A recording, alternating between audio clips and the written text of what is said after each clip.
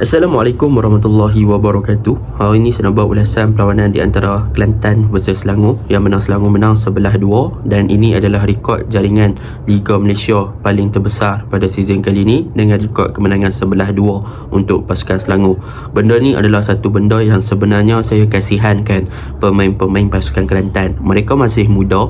Ini bukan adalah cara untuk develop ataupun membangunkan pemain-pemain muda. Sebab apa? Sebab pemain-pemain muda perlu mengikut step by step yang betul. Tetapi sekiranya terus dibelasah dan dibelasah, pemain-pemain muda ni mungkin akan mengalami moral down, mereka punya confidence akan kurang dan sebagainya. Jadi ini adalah satu perkara yang perlu diambil tanggungjawabnya oleh pengurusan pasukan, dan pengurusan pasukan yang memang sepenuhnya harus bertanggungjawab. Tak kira lah apa-apa punca pun, sebab yang pada akhirnya pengurusan pasukan yang menyebabkan masalah ini berlaku. Tak boleh daftar import disebabkan bayar lambat gaji dan sebagainya. Jadi janganlah salahkan orang lain, jangan salahkan pihak lain. Sebaliknya, lihat diri sendiri sebagai pihak pengurusan dan baiki apa yang perlu. Kesian kepada pemain-pemain muda yang terus dibelasah dalam saingan Liga Malaysia. Mereka tak sepatutnya bertanggungjawab atas kekalahan tersebut, tetapi pihak pengurusan yang kena ambil cakna dan baiki apa yang perlu.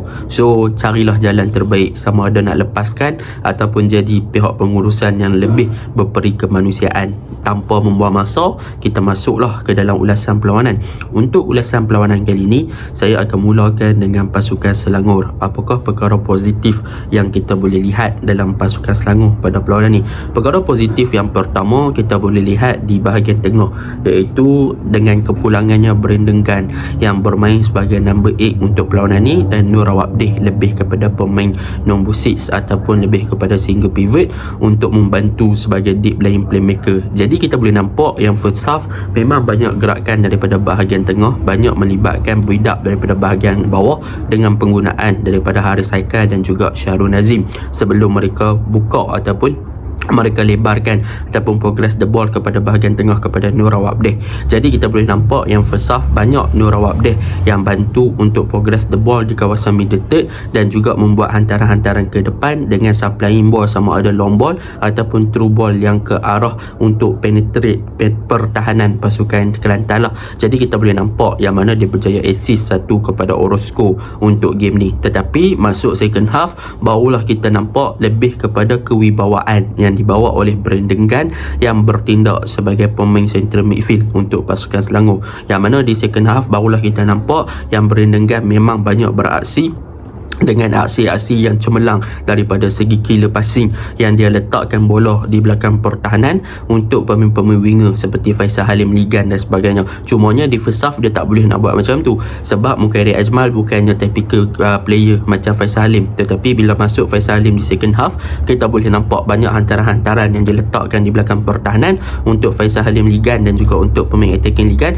adalah lebih efisien apabila Faisal Halim dimasukkan lah. Jadi di second half tu memang Brandon Gunn berjaya kontrol midfield dengan passing-passing yang menarik dan juga assist-assist yang menarik. So kita boleh nampak yang attacking move pasukan Selangor lebih banyak tertumpu dengan gerakan yang dilakukan oleh Brandon Gunn di kawasan middle third lah. So that is a good thing lah, sebab Brandon Gunn antara player yang dipanggil untuk mewakili Malaysia, dan dalam game lawan Kelantan ni dia buktikan yang dia masih lagi berbisa untuk jadi assister bagi bahagian attacking force pasukan Selangor. So harap dia boleh bantu bahagian tengah untuk progress the ball lebih well lah untuk skuad kebangsaan pada bulan 9 nanti. Itu yang pertama. Yang kedua, kalau kita lihat untuk pasukan Selangor pada perlawanan ni, yang paling efektif adalah daripada segi di second half apabila Faisal Halim masuk. Memang kita boleh nampak lah kerinduan yang ditunjukkan oleh Faisal Halim untuk bermain bola. Dia berjaya untuk skor 2 gol dan berjaya untuk bermain dengan sangat efisien, dan kita boleh nampak kelincahan dia tu memang satu benda yang missing dalam beberapa game untuk pasukan Selangor,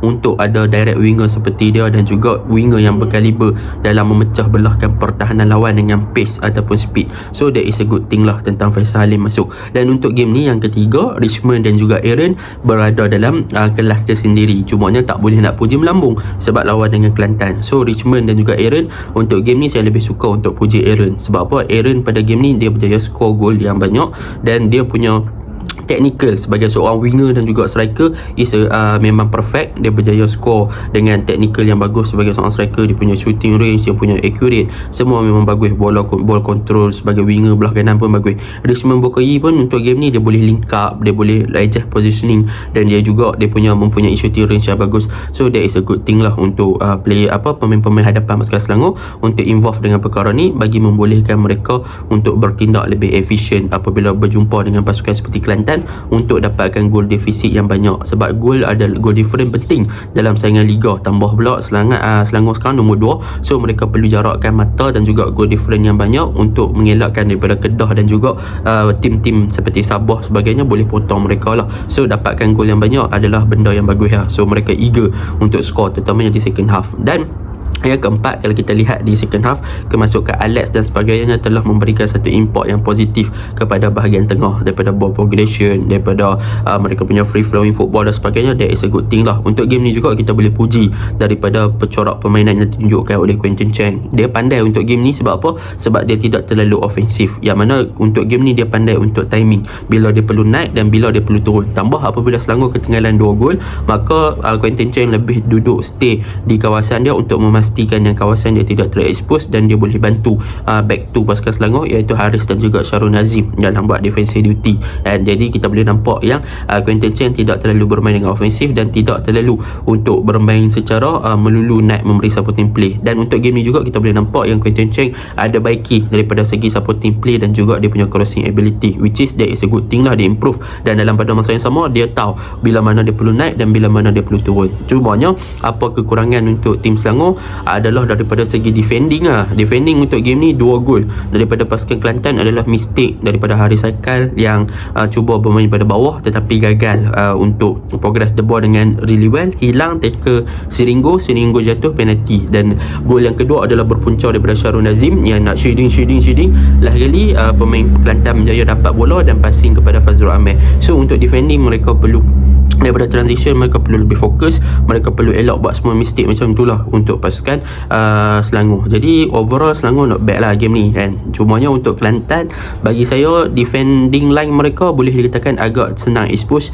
Mereka cuba nak buat offside trap ataupun nak bermain dengan tinggi sikit daripada kawasan di box mereka, tapi mereka terlalu terdedah untuk diletakkan bola di belakang untuk pasukan Selangor melakukan passing di antara defend, ataupun dengan meletakkan bola tinggi di belakang defend yang untuk memecah offside trap yang cuba dilakukan lah. So defending mereka pun agak kurang lah. Dan untuk game ni juga Selangor sebenarnya bagus sebab mereka berjaya memanfaatkan set pieces, terutamanya corner kick yang mereka dapat untuk mereka score. So that is a good thing lah kan. Jadi overall untuk Kelantan, mereka bukannya disebabkan gameplay, tapi mereka ni masih muda, dan exposure yang diperlukan adalah lebih banyak kan. Jadi tak fair enough lah untuk kita salahkan the players, salahkan management lah yang menyebabkan benda ni terjadi. Kalau management bayar gaji on time tak jadi masalah pun kan. Takkan tak ada boleh bagi alasan kami management tak ada duit nak bayar gaji. Kalau tak ada duit nak bayar gaji macam mana kan? So tak boleh lah macam tu, sebab management memang tanggungjawab ada untuk bayar gaji on time. Kalau dia tak mampu nak bayar gaji on time, itu adalah kelemahan mereka. So tak boleh nak salahkan pihak-pihak lain lah. Okay, and so Assalamualaikum.